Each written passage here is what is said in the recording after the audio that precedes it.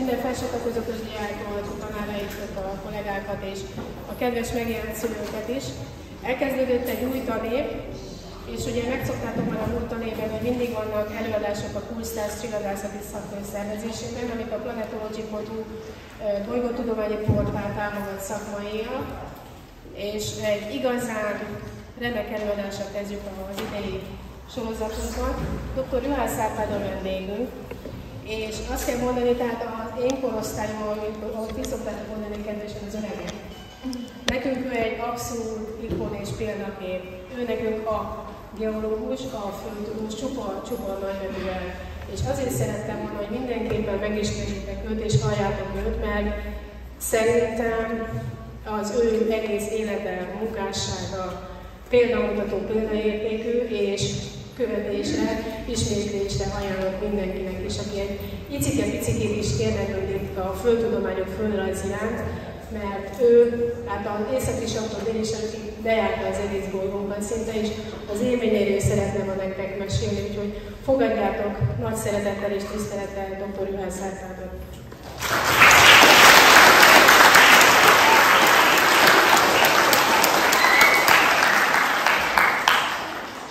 Hát csak azért nem állok fel a tiszteletekre, mert annyira öreg vagyok, hogy egy emelő daru kellene, hogy én a székből kiemeljetek, a kis túlzással persze.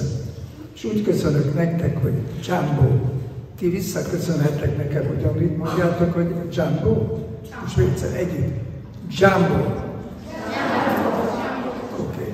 Ezt Afrikában használják, ezt a köszöntést, Swahili nyelven, az egy ilyen közvetítő nyelv, így köszöntik egymást az emberek, és ebből van egy dal is egyébként, egy nagyon népszerű afrikai dal, úgy van, csak a szövegét mondom, hogy Jumbo, Jumbo, Vana, Habari Gani, Missouri Sana. És ezt azért kezdtem ezzel a köszöntéssel, mert ugye, hogy megbeszéltük, megpróbálok legekről beszélni. Tehát, hogy az én életem során hol találkoztam olyan hellyel, ahol nagyon meleg volt, milyen volt ott a hőmérséklet.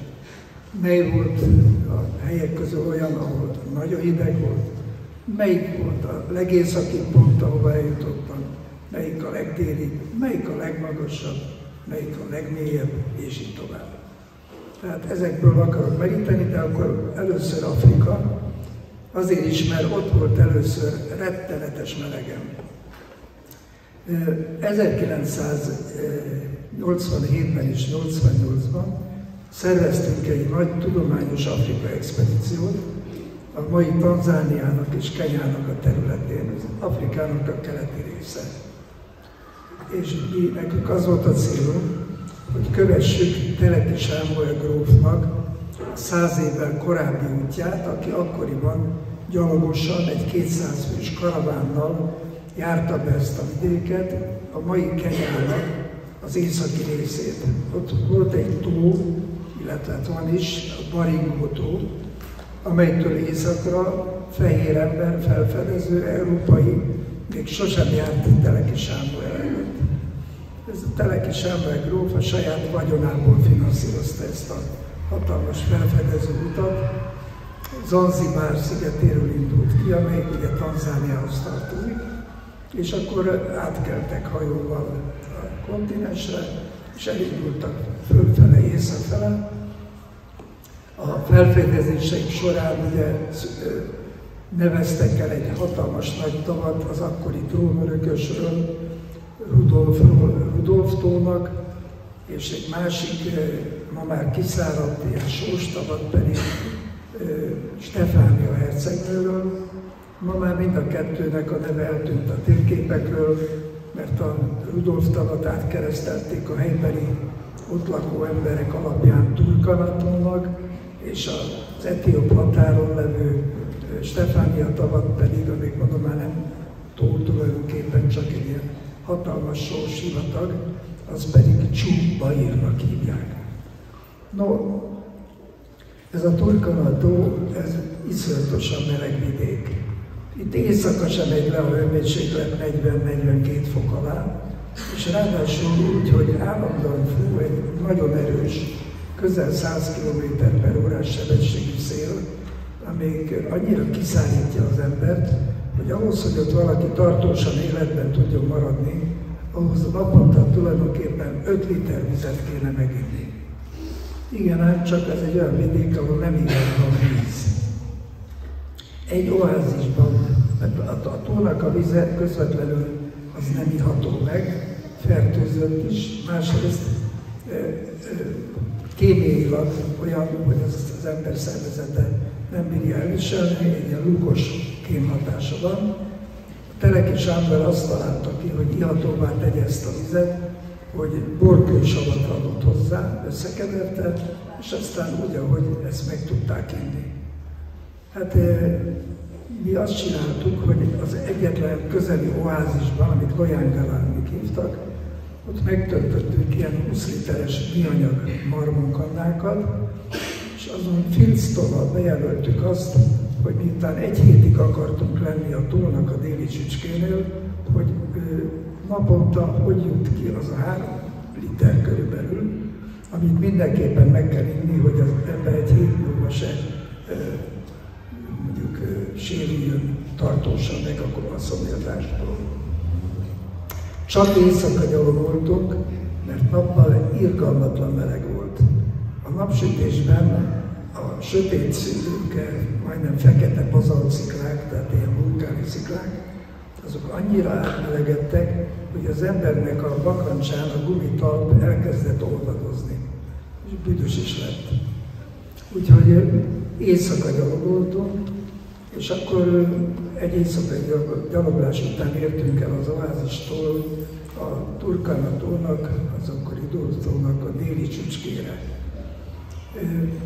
Sátrat ugyan vertünk, de abban nem lehetett kibírni, mert érezte az ember, hogy megfullad, olyan meleg van. Úgyhogy a szivacsokat azt ott a vulkáni kövekre, a lávafolyásokra, megszilárdult lávafolyásokra terítettük ki, és hosszú jújjénbe, kertészruhában, tehát hosszú nadrágban feküdtünk le, mert csak úgy lehetett 1-2 órát aludni, hogyha az ember bement a tóba, megmártózott, lefeküdt a szivacsra, 1 óra múlva a ruhacsont száraz lett, akkor újra vissza kellett menni a tóba. Na most ez nem volt egészen veszélytelen, mert ebben a tóban rengeteg krokodil él. Afrikának a legnagyobb nílusi krokodil koncentrációja az itt van ebben a Rudolf tóban.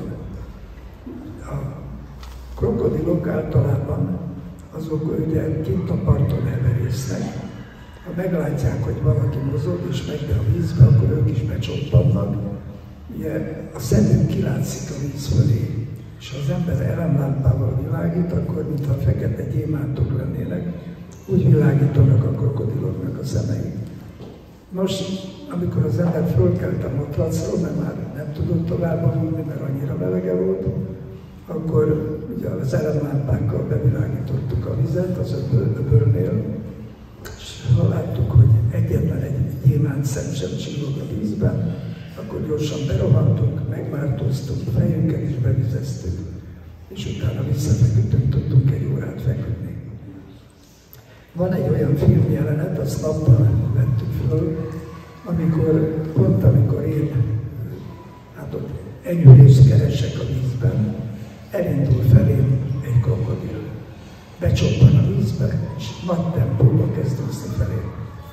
És akkor az operatőr, a filmnek az operatőre ott állt a parton, ő ezt vette ezt a jelenetet, amikor én ordítom, hogy vigyázzatok, jön a krokodil, és hát amennyire tudtam, ott kiúztam, és kirohantam, ahol már segélyen volt a víz a partra.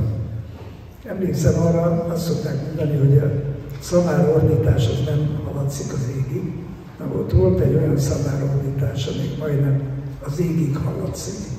Tudnék, ezek a turkanák, ez a népcsoport, amelyik ott él a tónak a környékén, hát ez igazából nem tud normális állattenyésztést csinálni, mert ez egy sivatag, 1-2 fűszál van néhol. Úgyhogy hagyják, hogy például a szamarak szabadon kóboroljanak, és találják meg maguknak azt a 2-3 fűszálat, amelyik éppen az éhhalástól megóvja őket. És hát ugye azért a szamaraknak is illik el, és egyik éjszaka borzalmas szamárordításra ébredtünk. Hát egy ilyen szerencsétlen szamár jött kortyolgatni a Rudolf-tónak a vizét a parti zónában, és ugye a krokodilok, akik mindig alattomosan először lehúzzák az áldozataikat a víz alá, és csak azután kezdenek falatozni belőle. Most elkapták ennek a szegény szamárnak a lábát, és húzták le fel a víz alá, és amíg a szamárnak a feje kiállt a vízből, addig iszonyatosan szerencsétlen szamár ordított. Hát ez tényleg olyan volt, mint a szamárordítás az égig hatolt volna. Vannak a Földön ennél sokkal melegebb helyek is, de nekem ez volt talán a legkellemetlenebb, azért, mert itt éjszaka nem tudtunk jól aludni. A tónak a partja közelében emelkedik egy vulkán, amiket Hőnel, aki Telekinek a kísérője volt 1886 és 1888 között, elnevezett a grófról, és az a vulkán ma is ott van Afrika térképen, Teleki vulkán. Ők ezt működés közben látták, de később bárki oda ment, mint kutató, már csak egy kihult vagy alvó vulkán talált, tehát nem sikerült senkinek működés közben ezt újra látnia. És ezért nagyon sokan kétségbe is mondták, hogy ez csak egy látomás volt az expedíció részéről, vagy ott valóban működött vulkán. Hát én nekem, mint geológusnak éppen az volt a feladatom, hogy megvizsgáljam ennek a vulkánnak a kőzeteit, hogy azok milyen öregek, lehetséges-e, hogy a legfrissebb lávafolyások, azok mindössze 100 évesek. Éjszaka mentünk ott is, mert ugye, mondtam, rettenetes, kibírhatatlan meleg volt a nappali napsütésben, és közben át kellett lépni embereken. Mert ezek a turkanák, akik ott éltek, ezek a szabadban aludtak, a fejüket nem földre tették, hanem egy ilyen bőrszíjjal alátámasztott kis ilyen állványra tették a tarkolójukat, és a hajukat pedig agyaggal betapasztották. Egy furcsa szokás volt, de ott mindenki agyaggal betapasztott hajviseletet mutatott, a férfiak és a nők is egyaránt. Ezek fölriadtak, amikor éjszaka mi lámpánkkal mentünk föl a Teleki vulkánra, és hát csodálkoztak, hogy kik ezek az őrültek, akik éjszaka mennek fölfele. És egy csodálatos érzés volt, hogy hajnalban följöttünk a Teleki vulkán csúcsára, kitűztük a magyar zászlót annak az emlékére, hogy Teleki Sámuelről, ezt korábban, 100 évvel korábban elnevezték. És hát meg lehetett állapítani a vizsgálatokról, hogy ez valóban egy nem régen még működő vulkán volt, amelyik valóban Teleki idejében még lángnyelveket szórhatott az éjszakában. Mondtam, hogy a Földön sokkal melegebb helyek is vannak. Egyet-kettőt közülük én is bejártam. Ilyen például az Egyesült Államokban a Halálvölgye. Ugye ez két hegységlánc közé szorul. Egyik oldalon kelet felé a Sierra Nevada nevű hegység emelkedik, a másik oldalon pedig a Penamint hegység és a White Mountains. Na most ez egy olyan völgy, amelynek az alja mélyebben van, mint a tengerszint. Van egy sóstó, egy rendkívül koncentrált sótartalmú tavacska, Badwater Lake, tehát nagyon rossz ízű, rossz, egészségtelen ízű tavacska. Még ebben is vannak élőlények, amelyek ezt a nagy sókoncentrációt és ezt a nagy meleget kibírják.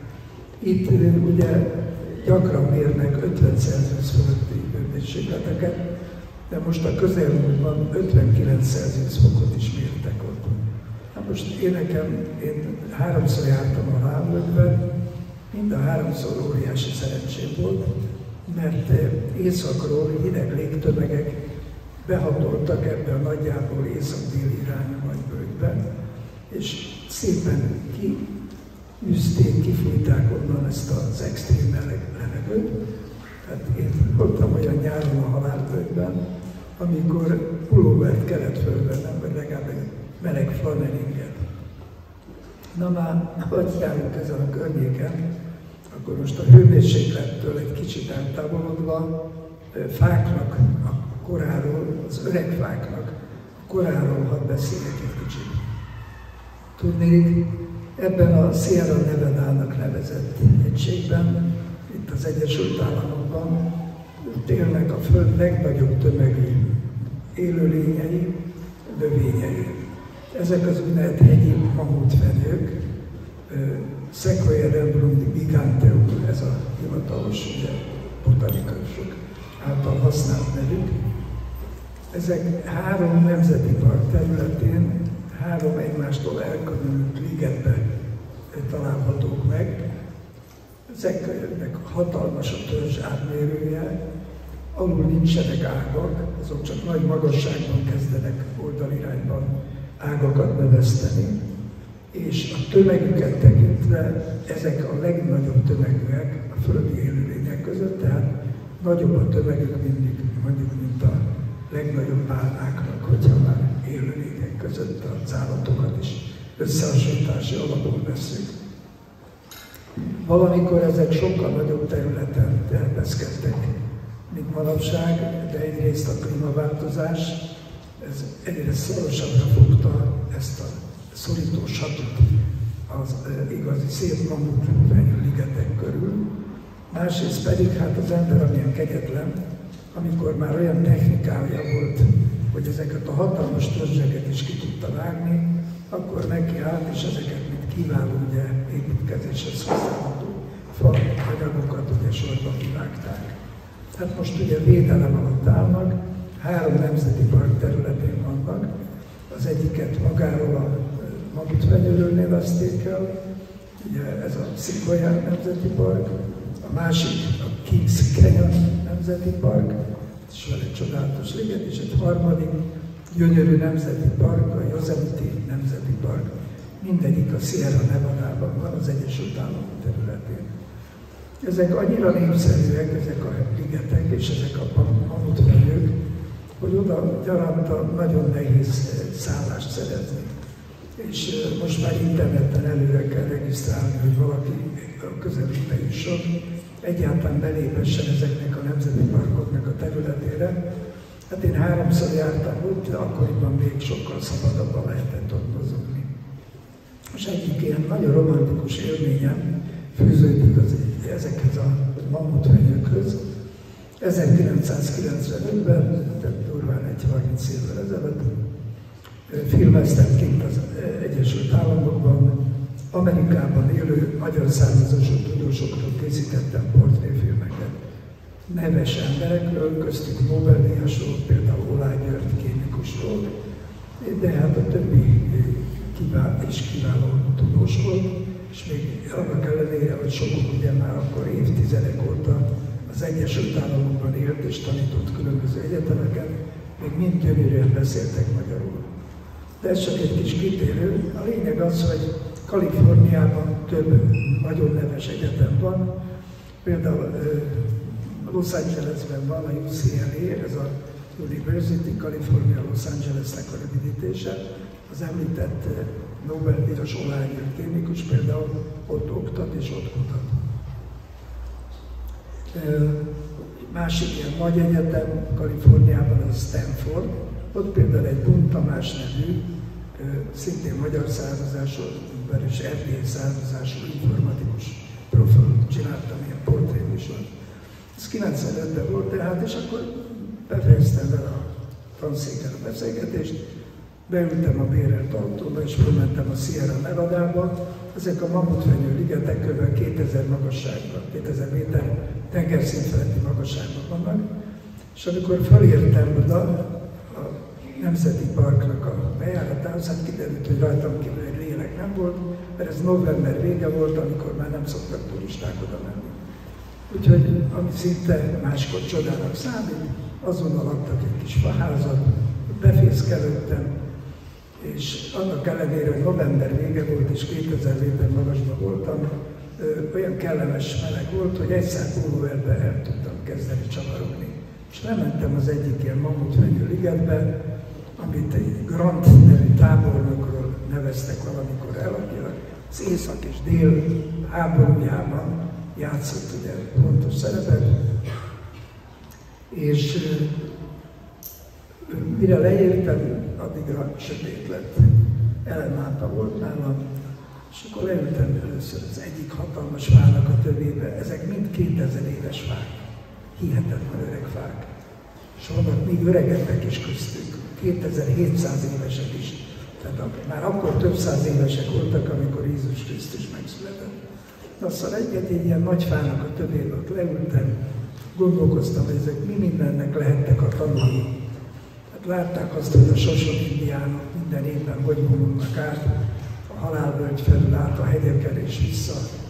Látták azt, hogy akik aragyásokként el akartak jönni a nyugati partokra, a Csendes-óceán közelében, az aranyláznak az idején, azok hogy hatoltak át a hegységen, hogyan pusztultak el családok és az állataik is a halálvölgyben, mert nem találtak ivóvizet, mert azt csak az indiánok ismerték azokat a titkos forrásokat, amelyek a szomj haláltól megmentették őket. Na, egy egész éjszakát így eltöltöttem, gondolkodva ezeken a történeteken, és csak reggel mentem vissza a kis házba. Vannak mamutfenyők egyébként az Egyesült Államokban, amelyek csak rokonai ennek a hegyi mamutfenyőnek, ennek a Sequoia dendrogiganteumnak. Ezeket úgy hívják a botanikusok, hogy Sequoia sempervirens. Mindig úgy lehet ezt lefordítani. Tehát mindig viruló szekvolyák. Ezek karcsúbban, magasabbak, a tengerparton élnek, a partisában, de nincs akkora tömegük, mint a hegyi mamutfenyőknek. Ezeket is különböző nemzeti parkok, vagy kisebb állami parkok védik. De a legöregebb fákat azt nem itt láttam és filmeztem, hanem fent a Penemint-hegységben, a halálvölgynek a nyugati oldalán. Ott találhatók ezek az úgynevezett rókafarkfenyők, amelyek inkább nem szép, magas, egyenes törzsű fák, hanem ilyen gírbe-gúrba törzsük van, és miután kevés a táplálék, a talajban sziklás a terep, és a szél az nagyon rendszeresen, erősen fúj, hát ilyen hajlott törzsükkel inkább a földhöz lapulnak. Hát ezek közül 4300 éves élő példányokat is találtak. És olyan példányok van, amelyek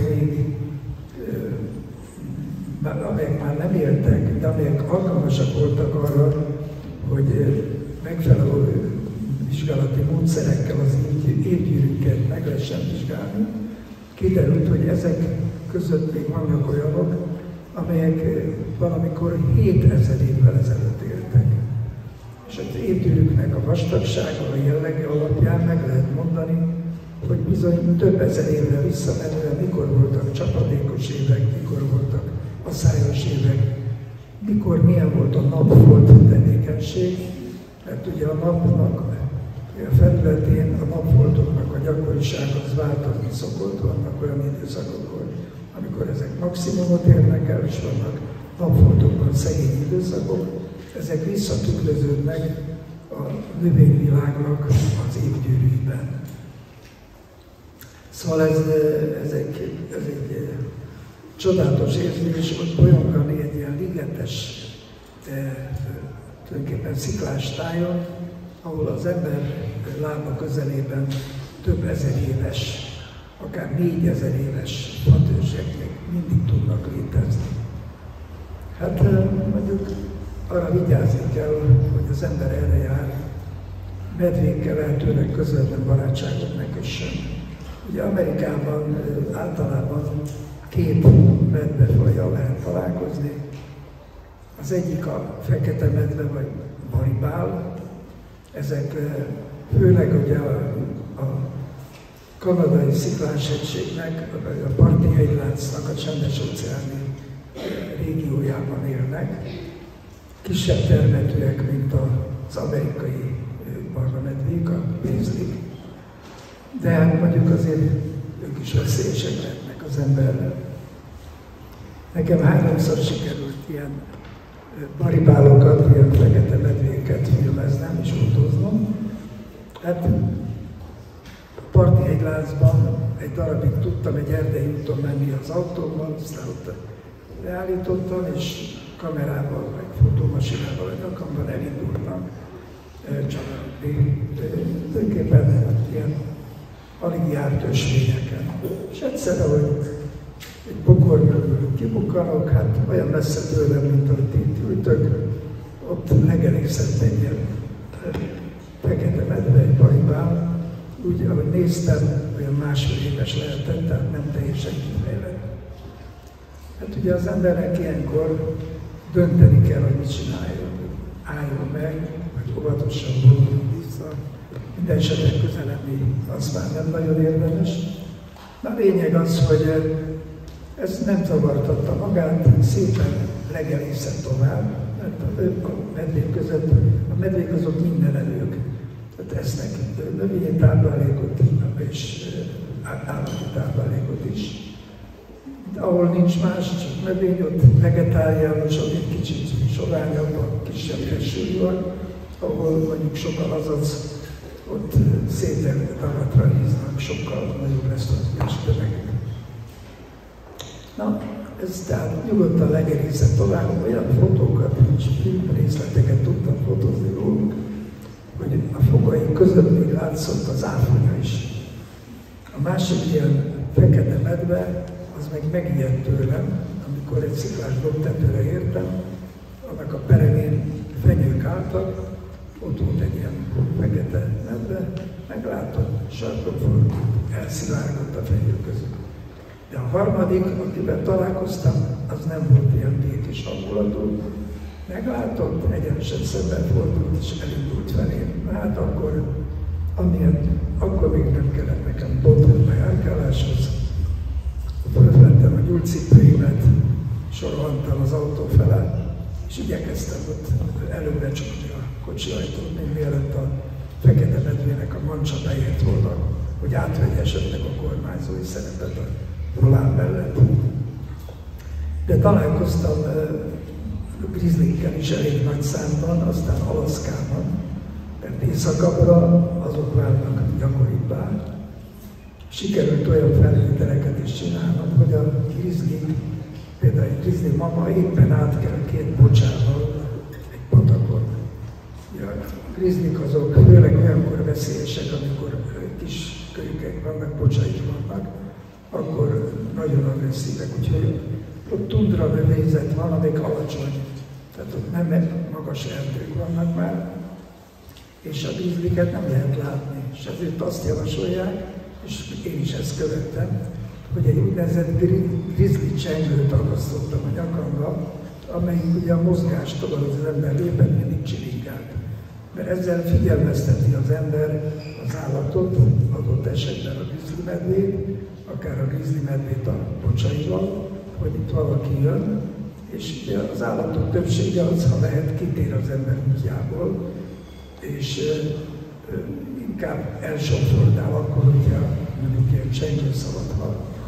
Ott olyan, hogy egyszer egy csoportot vezettem a kanadai és alaszkai határon, a Ship Mountainban, itt a Ship alatt a hegyi, tehát a hegyi juhokat, a vadjuhokat kell érteni. Gyönyörű fehér bundájuk van, csodálatos nagy megöndörödött szarvú, mint a gondoláltattat, ott van a szarvékat.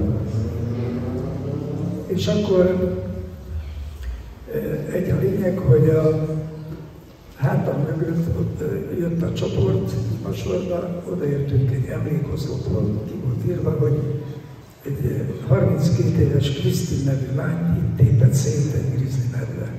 És ennek az emlékére áll itt ez a tábla.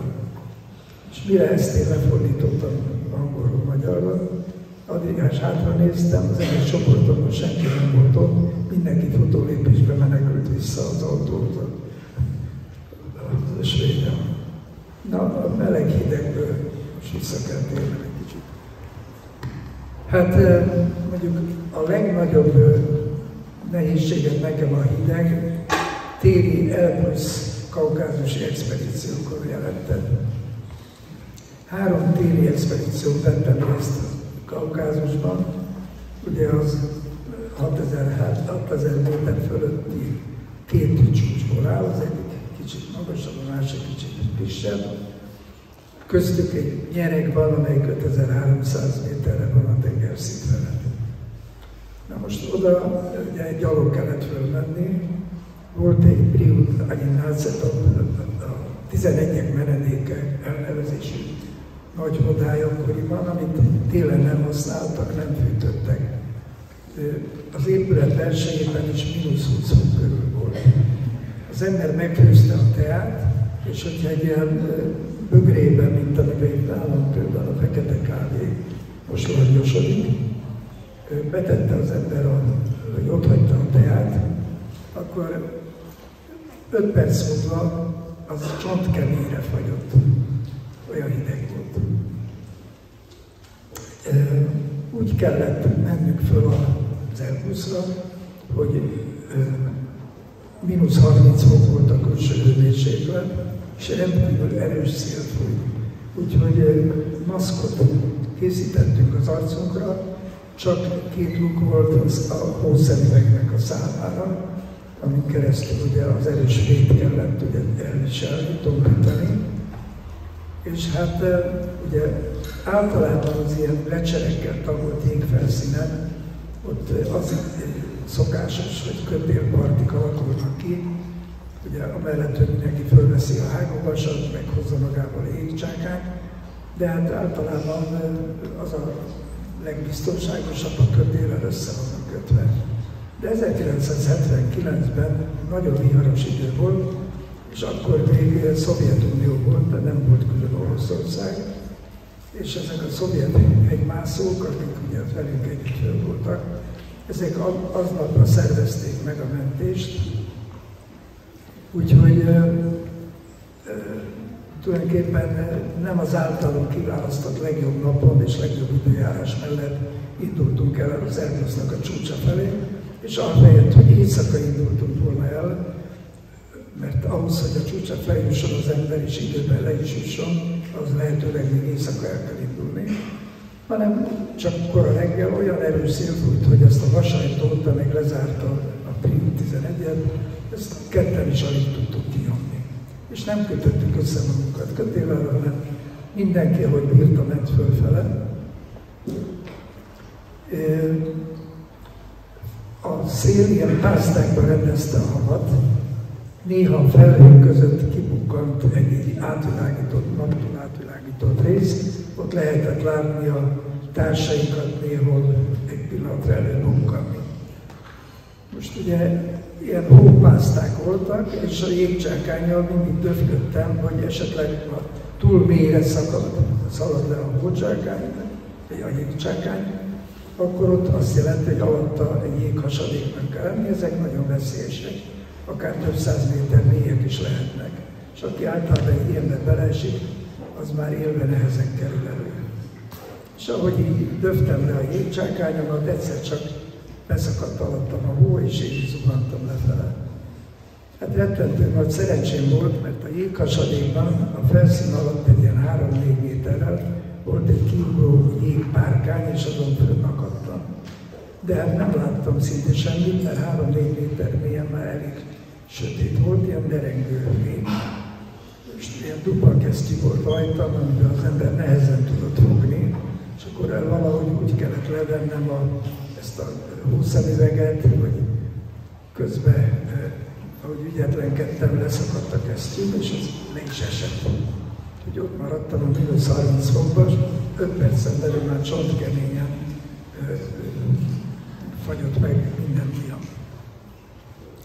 Úgy próbáltam kivergődni, hogy a hágóvasas lábamat a jégfal túlsó oldalán támasztottam, és megpróbáltam ugye a hátamat neki feszíteni a jégfal mögöttem levő oldalának, és az volt a baj, hogy fölfele maraszoltam, a jéghasadék tágult, és egy idő múlva nem ért át a lábam. És akkor mindig vissza kellett ereszkednem oda a pálkára. És hát akkor jött az Isten segítség. Egy Dorogi hegymászó, Szabó István, 20-nak hívtuk, lábat jelent, ugye, aki utána jött, észrevette, hogy eltűnnek a hóban a nyomaim, föntről észrevette, hogy a trollszövegbe esettem, és bekukkantott, meglátott engem, és akkor ő látta, hogy oldalirányban keskenyedik ez a hasadék, és azt tanácsolta föntről oldalazva, hogy itt oldalazzak, és akkor egy olyan helyre kerülök, ahol már olyan keskeny a hasadék, hogy a lábam elér a túloldal, és ott ki tudok mászni. Úgyhogy ki is tudtam. Addig dörzsölte a kezemet, amíg vissza nem tért az élet, a vérkeringés a kezembe. Összekötöttem 2 jégcsákányt, kihaláztam kesztyűmet, visszahúztam. Hát a csúcsra nem értünk akkor föl, csak a nyeregig 5300 méter magasban, de hát azért egy óriási mázli volt, és hálás vagyok Szabó Istvánnak, aki meghalt már közben, hogy segített nekem ebből a szorult helyzetből kijutni. Hát, hogyha hideg, akkor az ember gyakran gondol, közben valami órát kéne nézni, nehogy túlbeszéljem a 30 percet, mennyi az idő? De késő van. Hát nagyon rövidre kell fognom akkor. Na szóval éjszak a számomra egyúttal a hideget is jelentette. Mindenütt jártam, Grönlandon 2-szer, Izlandon 7-szer, Spitsbergákon és így tovább. A legészaki pont, ahol én eljutottam, az a Spitsbergákon volt, a 82. szélességi fok, tehát már nagyon közel az északi sarkhoz. És hát ott ugye nappal, éjjel egyformán süt a nap. Tehát a látóhatár alá, a 82. szélességi fokon, a nyár derekán a nap nem megy le a látóhatár alá. Egy csodálatos látvány, hogy ha az ember észak fele néz, akkor balkész felől érkezik a napkorongja, de nem ereszkedik a látóhatár alá, hanem ilyen szép méltóság teljes ízvel emelkedik fölfele, és aztán egyre magasabbra hág az égen.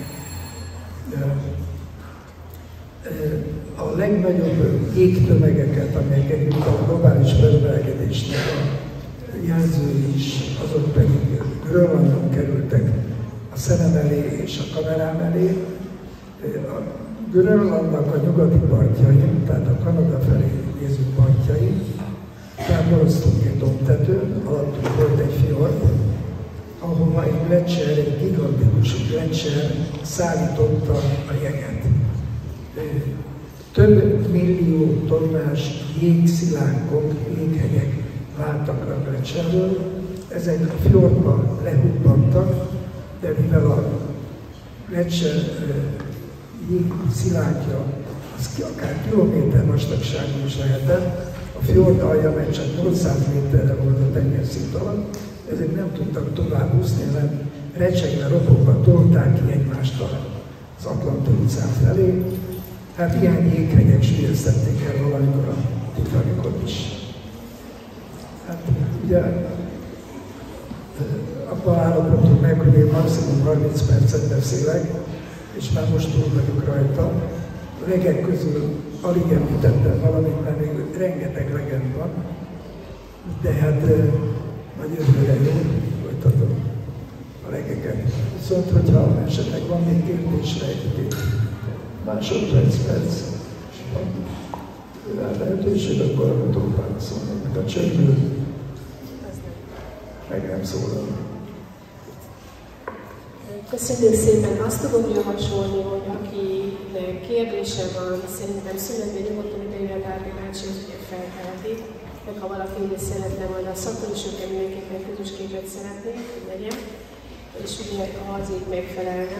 És akkor ígéretet szavatunk kérni jövőre, akkor ugyanígy folytatjuk a következő kutatók, mert ugye ez az esemény, ez a kutatók éjszakájának a bevezető esemény is, tehát lehet, hogy holnap után is mentek bármilyen rendezvényre. Ez itt a Sólyba itt nálunk most kezdődő, és akkor már most akkor szeretettel a Kápi bácsit jövőre is ugyanitt a körülnél. Itt hagyom a burkomat, és a bortal is